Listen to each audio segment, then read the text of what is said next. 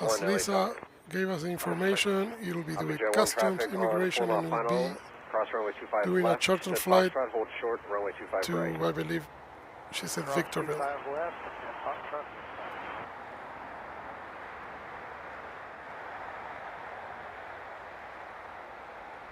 Last time that this Japan Airlines flies for Japan Airlines. Delta 913, hold short, runway 25 right at Juliet.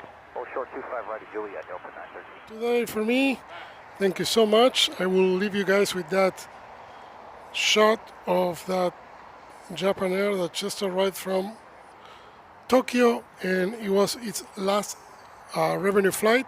It's retiring, going to the desert for storage. But